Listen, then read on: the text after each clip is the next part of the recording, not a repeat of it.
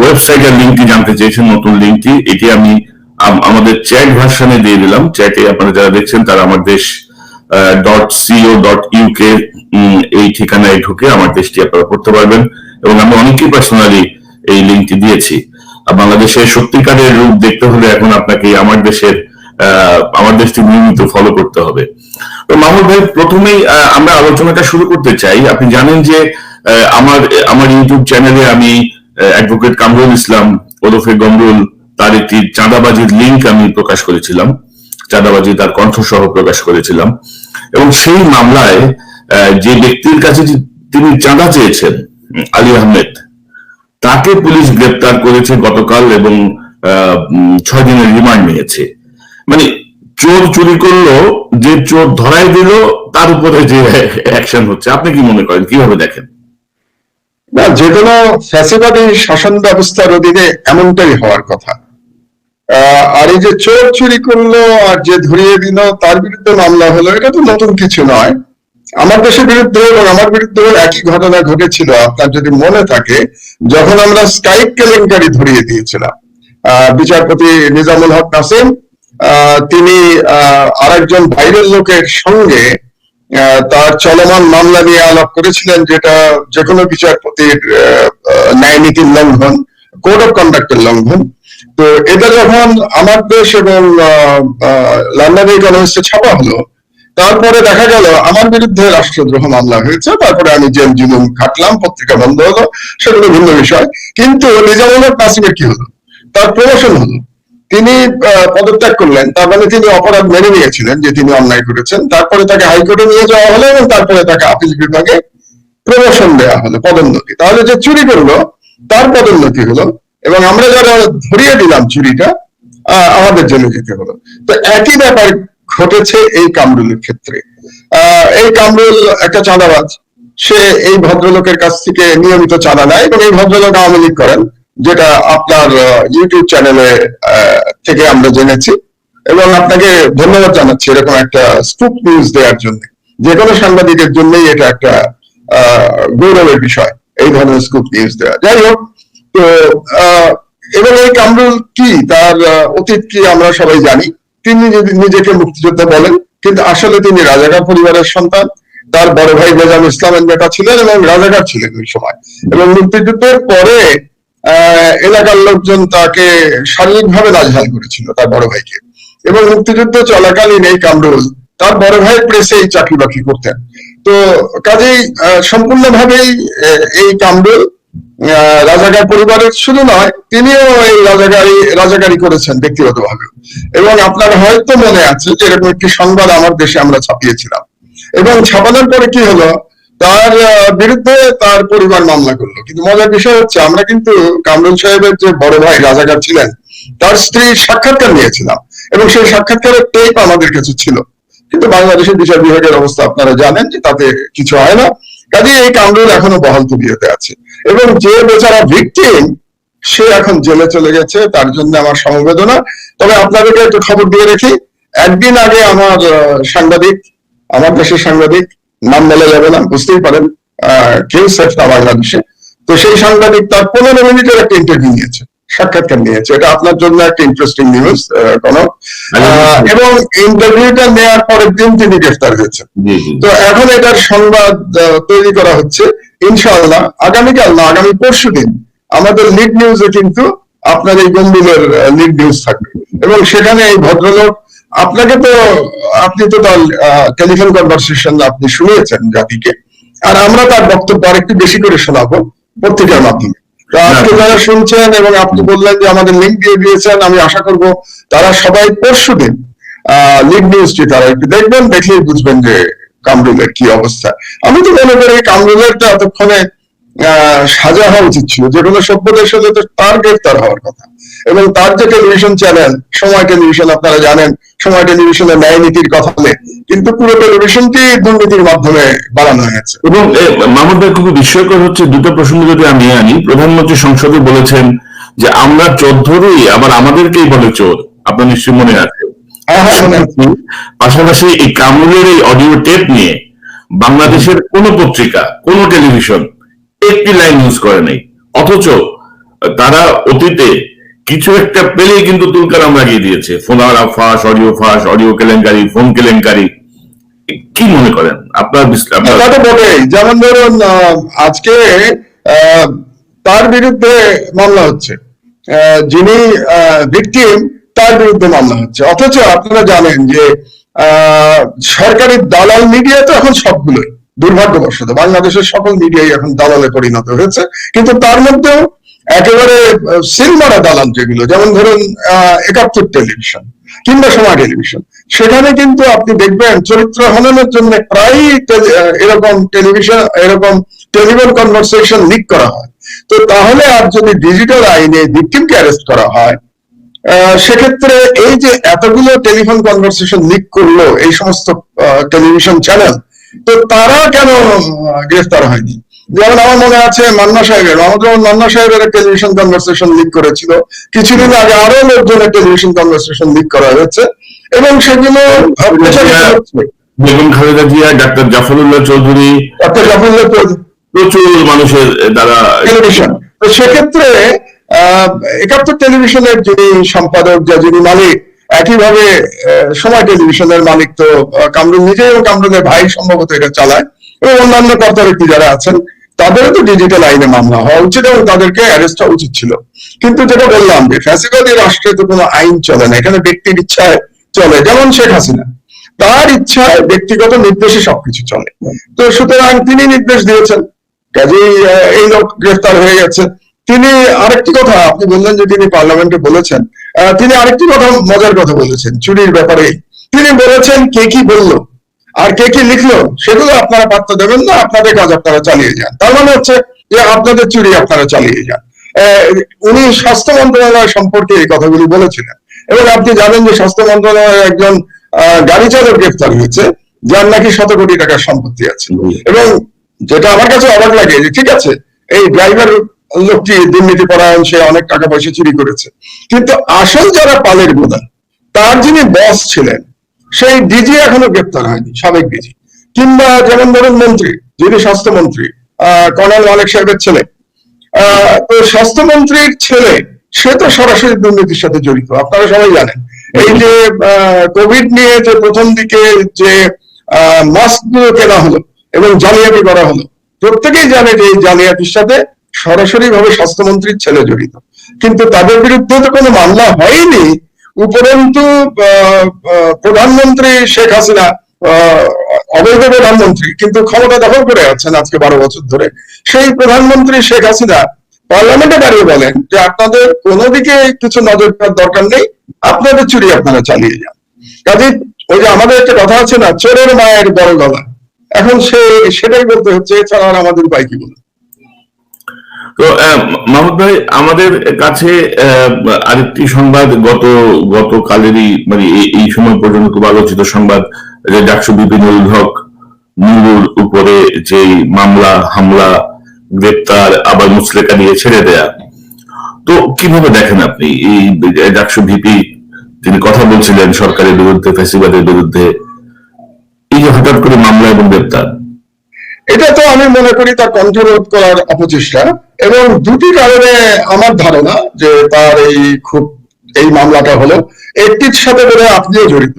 সেটা হচ্ছে যে সে আপনার সঙ্গে একটা টক শোতে, আমার মতো যেমন আজকে আমি অংশ নিচ্ছি, সেরকম একটি টক শোতে সে অংশ নিয়েছিল, এবং সেই অংশ নেওয়ার ফলে তার প্রতি যে আক্রমণ আসবে এটা আমি ধারণাই করছিলাম। ইনফ্যাক্ট আমি দু একজনকে আমি বলছিলাম, আমার সহকর্মীদেরকে আমার দেশে, যে হয়তো নুরুর বিরুদ্ধে মামলা টামলা হবে। আর দ্বিতীয়ত হচ্ছে যে আমরা যে তরুণ আলেমদের একটা বিপ্লব দেখলাম হাটহাজারিতে সপ্তাহখানেক আগে, এবং সেই বিপ্লবে তরুণ আলেমরা যেভাবে দুর্নীতিবাজদের হাটহাজারি মাদ্রাসা থেকে বের করে দিলেন, তখন নুরু একটা স্টেটমেন্ট দিয়েছিল। নুরু বলেছিল, আমার মনে আছে, যে যদি এই ছাত্রদের উপরে কোনো আক্রমণ করা হয়, পুলিশ যদি আক্রমণ করে, তাহলে পরে তিনি আন্দোলনে নামবেন, ঢাকার রাজপথে তিনি আন্দোলনে নামবেন।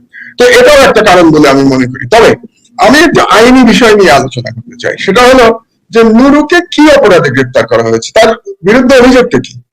অভিযোগটা হচ্ছে যে তার একজন দলের কর্মী, তিনি নাকি এই নারীটির সঙ্গে অসৎ ব্যবহার করেছেন। কি অসৎ ব্যবহার করেছেন সেটা আপনি আমি আমাদের কারোরই জানা নেই, কিন্তু অসৎ ব্যবহারটি করেছেন কিন্তু আরেক ব্যক্তি, তার দলের। এবং নুরু তার সহযোগী। কিভাবে সহযোগী? তিনি বলছেন নুরু নাকি বিচার করেন নাই, এই জন্য নুরু এই ধরনের একটি ধর্ষণ মামলার আসামি শুধু হননি, তাকে গ্রেফতার করা হয়েছিল। ছেড়ে দেওয়ার বিষয়ে আমি পরে আলোচনা করব। তো আমরা যদি এটাই দেশের আইন ধরে নিই, তাহলে কনক সাহেব আপনার মনে থাকার কথা যে জগন্নাথ না, এটা কি জাহাঙ্গীরনগর বিশ্ববিদ্যালয় ছাত্রলীগের একজন নেতা গর্ব করে বলেছিল যে সে ধর্ষণে সেঞ্চুরি করেছে। নিশ্চয়ই এটা মনে আছে, মানে। তো আমার কথা হলো, যদি আজকে নুরু অপরাধী হয়ে গ্রেফতার হয়, তাহলে ছাত্রলীগের যে নেতা, এবং সে বড় নেতা ছিল জাহাঙ্গীরনগর ইউনিভার্সিটির, সে যদি ধর্ষণে সেঞ্চুরি করে থাকে, তাহলে প্রধান আসামি তো শেখ হাসিনার হওয়ার কথা। তাহলে শেখ হাসিনা গ্রেফতার হন নাই কেন?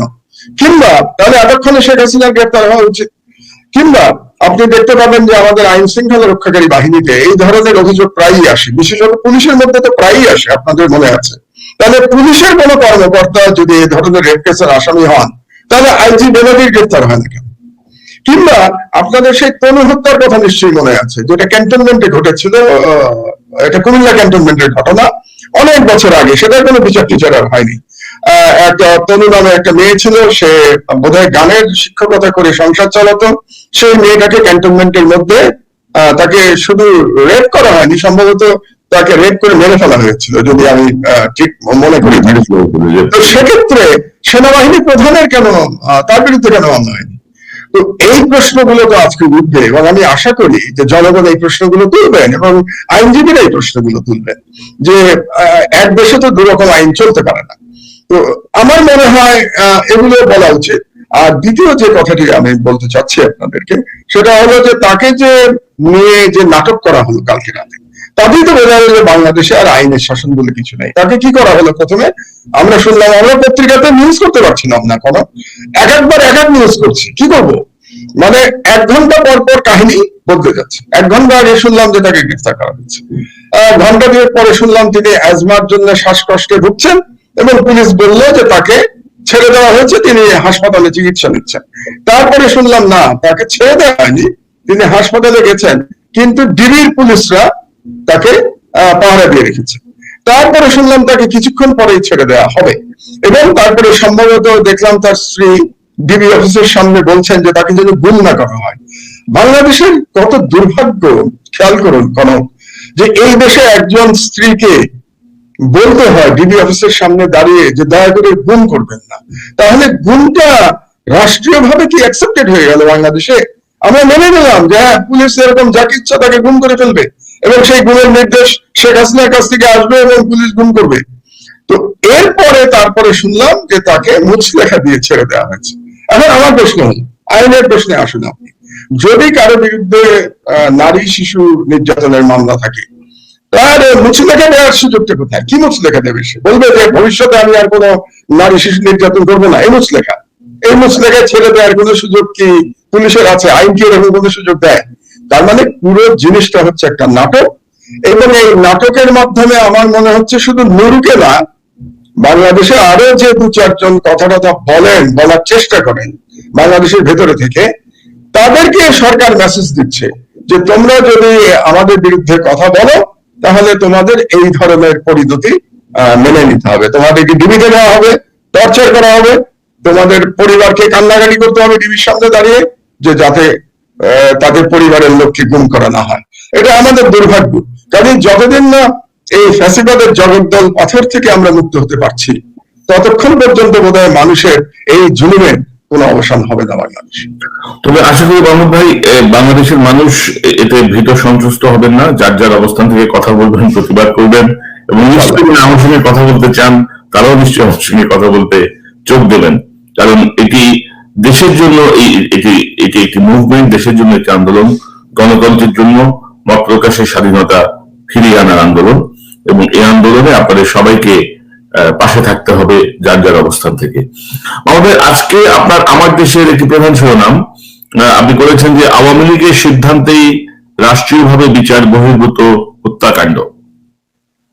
এই প্রসঙ্গে আমরা যাওয়ার আগে একটু আলোকপাত করতে চাই আপনারা জানেন যে আল্লামা শফি সাহেব ইন্তেকাল করেছেন, এবং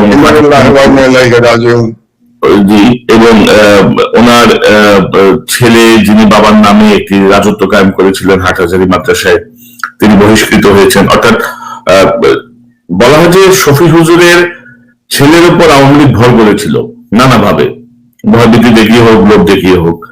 একটি বিপ্লব ঘটে গেছে হাটহাজারী মাদ্রাসায়, কওমি মাদ্রাসা ছাত্রদের প্রথম আন্দোলন, বিশাল আন্দোলন নিজেদের অনিয়মের বিরুদ্ধে। আপনি যদি একটু আলোকপাত করতেন, অনেকেই জানতে চায়। এবং এই হেফাজতকে নিয়ে কিন্তু আপনি অনেকভাবে লাঞ্ছিত হয়েছেন, আপনি মামলা খেয়েছেন, জেলে গেছেন, তার পেছনে মূল কারণ ছিল হেফাজতের আন্দোলনকে সমর্থন করা, আন্দোলনকে। জি, দেখুন, হেফাজতের আন্দোলনটা কি ছিল আমাদেরকে আগে বুঝতে হবে। হেফাজতের আন্দোলনটা তৈরি হয়েছিল শাহবাগে একদল ইসলাম বিদ্বেষী ছেলে মেয়ে, এবং যাদেরকে শেখ হাসিনা সমর্থন করছিলেন এবং ভারত রাষ্ট্রীয়ভাবে সমর্থন করছিল।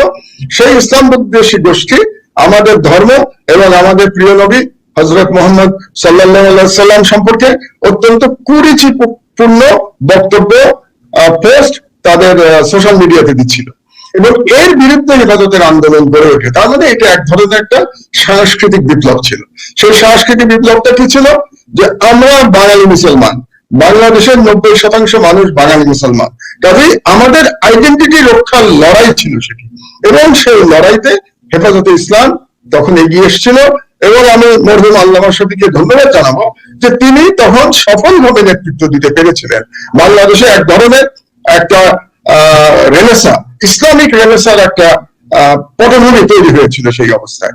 তারপরে আপনারা জানেন যে ওই মামলাকে কেন্দ্র করেই কিন্তু আমাকে গ্রেফতার করা হয়, এবং তারপরে আমি গ্রেফতার যখন ছিলাম সেই সময় শাপলা চত্বরে গণহত্যা চালানো হলো। এবং গণহত্যা চালানোর পরে এখানেই মরহুম শফি সাহেব ভুলটা করলেন যে তিনি যারা নিহত এবং যারা অত্যাচারিত তাদের পাশে না দাঁড়িয়ে যে কোনো কারণেই হোক তিনি চট্টগ্রামে ফিরে গেলেন ঢাকা থেকে, এবং তিনি শাপলা চত্বরে গেলেন না। এখান থেকে ওনার ভুলটা শুরু হলো। এবং তার পরবর্তীতে এই বর্তমান ফ্যাসিবাদী সরকার, আপনি যেটা ইঙ্গিত করেছেন, টাকার বিনিময় হোক অথবা চাপ প্রয়োগ করেই হোক, তাকে নিয়ন্ত্রণ করতে সক্ষম হলো। এবং সেই নিয়ন্ত্রণে আমি ওনাকে দোষ দেই না, এই কারণে ওনার বয়সটা কিন্তু আমাদের বিবেচনা করতে হবে। উনি একজন, তখন বোধ হয় ওনার প্রায় 95 বছর বয়স। 95 বছর যদি কমপক্ষে হয়ও, সেই পর্যন্ত সম্ভবত আল্লাহ আমাদের আয়ু রাখেন নাই। তো যদি রেখেও থাকেন 95 বছর বয়সে কারো শারীরিক ভাবে দুর্বল তো বটেই, আমাদের মাথাও নিশ্চয়ই কাজ করবে না তখন। তো কাজে আমি মনে করি না যে শফি সাহেব গত কয়েক বছর ধরে আসলে তিনি কোন সিদ্ধান্ত নিতে পেরেছেন। তাকে ঘিরে যে চক্রটি গড়ে উঠেছিল, যেই চক্রের মধ্যমণি ছিল তার দুর্নীতি পরায়ণ ছেলে আনাস মাদানী, সম্ভবত তার নাম, তাকে আমি চিনি না ব্যক্তিগতভাবে, আমি কখনো দেখিনি। আমি শফি হুজুরকে দেখেছি, কারণ আমি হাটহাজারী মাদ্রাসায় একবার গেছিলাম, তখনই শফি হুজুরের সাথে আমার একবারই দেখা হয়েছে। সেটা হেফাজত আন্দোলনের বহু আগের কথা, তার থেকে আরো 1 বছর আগের কথা, তখন এই বছর প্রশ্নই আসে না। এমনি আমি হাটহাজারীতে অন্য কাজে গেছিলাম, তো উনি একজন সম্মানিত মানুষ, আলেম মানুষ, তো আমার শ্রদ্ধা জানাতে গেছিলাম আমি তাকে। তো যাই হোক, তো এখানে আনাস মাদানী এবং আরো 2-4 জন বোধহয় আছে, তারা মিলে একটা চক্র গড়ে তুলেছিল। তো আমি কি বলে হাটহাজারীর তরুণ আলেমদের আমি স্যালুট জানাই, তাদের ধন্যবাদ জানাই। তারা দেখিয়ে দিয়েছে যে তারুণ্যের শক্তির সামনে কোনো ফ্যাসিবাদী শক্তি টিকতে পারে না। আপনি দেখুন, তাদের কিন্তু ভয় পাওয়ার কথা ছিল, কারণ এই সরকার শাপলা চত্বরে যেভাবে গণহত্যা চালিয়েছিল, সেই গণহত্যার অভিজ্ঞতা তো আমাদের সামনে আছে। সেই অভিজ্ঞতা থাকা সত্ত্বেও এই তরুণ ছেলেরা জেগে উঠেছে, তারা তোয়াক্কা করেনি। আমি খবর পেয়েছি, আমার সংবাদদাতারা খবর দিয়েছে যে যখন তাদের আন্দোলন চলছিল, আপনি জানেন যে 2 দিন ধরে তাদের আন্দোলন চলে, এবং দ্বিতীয় দিন আল্লামা শফি সাহেব রাজি হন ওনার ছেলেকে বহিষ্কার করতে, এবং তারপরে এক সময় উনিও চলে যান, এবং তারপরে একদিনের পরে তিনি ইন্তেকাল করেন। তো যখন আন্দোলন চলছিল সেই মুহূর্তে বাইরে কিন্তু হাজার হাজার পুলিশরা ছিল, বাইরে কামান, গাড়ি টাড়ি সহ, অস্ত্র সহ সেই সমস্ত পুলিশ দাঁড়িয়েছিল, এবং তারা যে কোনো সময় আক্রমণ করতে পারত, এই আশঙ্কা কিন্তু ছিল ছেলেদের মধ্যে।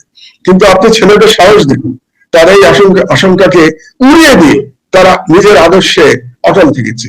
এটাই তারুণ্যের বিজয়। এই তারুণ্যের বিজয় দেখে আমি এই 67 বছর বয়সেও অনুপ্রাণিত হই, এবং আমি মনে করি যে বর্তমান ফ্যাসিবাদী শক্তিকে যদি কেউ উৎখাত করতে পারে এবং জনগণের অধিকার ফিরিয়ে আনতে পারে, তাহলে তরুণদের লাগবে। আমাদের নুরুও কিন্তু সেই তরুণ। কাজে এই ধরনের নেতৃত্ব আমি আশা করি, আমি স্বপ্ন দেখি যে এক সময় এই হাটহাজারীর যে তরুণ নেতৃত্ব, তারা কি করছেন, তারা ধর্মীয় শিক্ষায় শিক্ষিত হচ্ছেন, তারা ধর্মীয় বিশ্ববিদ্যালয়ে পড়াশোনা করছেন। আর নুরু কার প্রতিনিধি? নুরু হচ্ছে সেকুলার শিক্ষা প্রতিষ্ঠানের প্রতিনিধি, কারণ সে ঢাকা ইউনিভার্সিটির ডাকসুর ভিপি, বিশাল ব্যাপার। সে কাদেরকে প্রতিনিধিত্ব করে? মেইনলি ঢাকা ইউনিভার্সিটিতে কারা পড়ে? সাধারণত মধ্যবিত্ত শ্রেণীটা পড়ে, শহুরে মধ্যবিত্ত, গ্রামের মধ্যবিত্ত পড়ে। তার মানে সেকুলার যে শিক্ষিত জনগোষ্ঠী এবং আমাদের ইসলামী শিক্ষায় যে শিক্ষিত জনগোষ্ঠী, তারা যখন ঐক্যবদ্ধ হবে, এই তরুণেরা যখন ঐক্যবদ্ধ হবে, তখন এই ফ্যাসিবাদী শেখ হাসিনার সরকার উড়ে যাবে। আমি আপনাকে বললাম, কাজে পৃথিবীর ইতিহাসেও দেখা গেছে যখনই তরুণরা ঐক্যবদ্ধ হয়েছে, তখন কোনো ফ্যাসিবাদী শক্তি তার সামনে দাঁড়াতে পারেনি। কাজে আমি মনে করি যে হেফাজতের এই আন্দোলনের মাধ্যমে আমরা সেরকমই একটি আশার ইঙ্গিত পাচ্ছি। হয়তো আমাদের জীবদ্দশাতেই আমরা বাংলাদেশকে আবার মুক্ত আমরা দেখতে পাবো ইনশাল্লাহ। অবশ্যই ইনশাল্লাহ মুক্ত দেখতে পাবো, এবং আমাদের জীবদ্দশায় তো বটেই, এবং খুব অল্প সময়ের মধ্যেই দেখতে পাবো ইনশাল্লাহ। আপনি তো আমার থেকে অনেক ছোট, কাজে আপনার জীবদ্দশা অনেক দেরি আছে। ফ্যাসিবাদের এই যে দুঃশাসন, এটা বাংলাদেশের মানুষ এত লম্বা সময় আর সহ্য করার মতো অবস্থায় সম্ভবত নেই। তো এই যে সংবাদটি নিয়ে আমরা কথা বলছিলাম, আপনার পত্রিকার সংবাদ লিড নিউজ, যে আওয়ামী লীগের সিদ্ধান্তেই রাষ্ট্রীয়ভাবে বিচার বহির্ভূত হত্যাকাণ্ড। আচ্ছা, এটা একটা আপনাদেরকে একটা আইনের দিকটা আমি একটু বোঝাই। এই ধরনের পুলিশি হত্যাকাণ্ড দুই রকম হতে পারে। একটা হচ্ছে যে পুলিশের অফিসার, কর্মকর্তা, যেমন ধরুন প্রদীপের মতো কর্মকর্তা, সে নিজের ইচ্ছা মানুষ খুন করছে, তার নেশা হয়ে গেছে মানুষ খুন করা, যেটা আমার প্রদীপের ক্ষেত্রে মনে হতো যে তার নেশা হয়ে গেছে মানুষ খুন করা। কিংবা এখন জেলে আছে, আপনাদের মনে আছে যে নারায়ণগঞ্জে 7 মার্ডার কেসের আসামি লেফটেন্যান্ট কর্নেল কি যেন নাম ছিল, তা সে মায়ার মেয়ের জামাই, মায়া বলতে যে মন্ত্রী ছিল আওয়ামী লীগের, তার মেয়ের জামাই। তো সে নারায়ণগঞ্জের 7 হত্যার আসামি। তো সেই lieutenant colonel Tarek lieutenant colonel Tarek, তো তাকে আমি জেলখানায় দেখেছি। আমি যখন জেলে, তখন আমি দেখেছি, আপনিও দেখে থাকতে পারেন, আমি জানি না আপনি দেখেছেন কিনা, আমি দেখেছি। সে কিন্তু সম্পূর্ণভাবে ড্রাগ অ্যাডিক্ট, আমি দেখেছি সে সম্পূর্ণভাবে ড্রাগ অ্যাডিক্ট, এবং মনে হচ্ছে অ্যাবনর্মাল। তার মানে আমার মনে হচ্ছে সে একজন সাইকিক, একটা সাইকো। তো তার অভ্যাস দাঁড়িয়ে গেছিল এইভাবে মানুষ খুন করা। তো একইভাবে আপনি প্রদীপ দেখুন, 2 বছরের মধ্যে 200 বেশি হত্যা করেছে, তাই না? তাহলে একটা দিক হলো, এই ধরনের ব্যক্তিরা যখন হত্যাকাণ্ড করে, তখন আপনি বিচার কার করবেন? এই ব্যক্তির বিচার করবেন, তাই না? আইনে, ফৌজদারি আইন অনুযায়ী ব্যক্তির হত্যা মামলার বিচার হবে, এবং তাদের বিচারের সর্বোচ্চ সাজা, যেটা যে দেশে যেটা থাকবে সেই সর্বোচ্চ সাজা তার হবে। এটা গেল একটা দিক। আর দ্বিতীয় দিক হচ্ছে, যদি রাষ্ট্র লাইসেন্স দিয়ে থাকে, যদি রাষ্ট্র এই গুম খুনের, এই বিচার বহির্ভূত হত্যার লাইসেন্স দিয়ে থাকে, তখন বিচারটা কি? তখন বিচারটা কিন্তু পৃথক। তখন বিচারটা হচ্ছে, তখন এই অপরাধকে বলা হবে মানবতা বিরোধী অপরাধ। আর মানবতা বিরোধী অপরাধ যখন হবে, তখন এটা আন্তর্জাতিক আইনে শাস্তিযোগ্য অপরাধ। এবং এই অপরাধের জন্য তখন যারা ভিকটিম, তারা আপনারা জানেন যে আইসিসির একটা আদালত আছে, যে আদালতে খায়রুল হকের মতো একটা দুর্নীতিপরায়ণ বিবেকহীন মানুষকে হাসিনা নমিনেশন দিয়েছিল, কিন্তু মানবাধিকার কর্মীদের প্রতিবাদের মুখে সেই নমিনেশন হাসিনাকে উইথড্র করতে হয়েছে। আমার পত্রিকাতেই সেই নিউজ এসেছিল। তো সেই যে আইসিসি যেটা আছে, সেই আইসিসিতে তখন কিন্তু রাষ্ট্রের বিচার হবে, বা রাষ্ট্র যারা চালায় তাদের বিচার হবে। যেমন অং সান সুচি, তার বিচার হচ্ছে রোহিঙ্গা গণহত্যা চালানোর জন্য।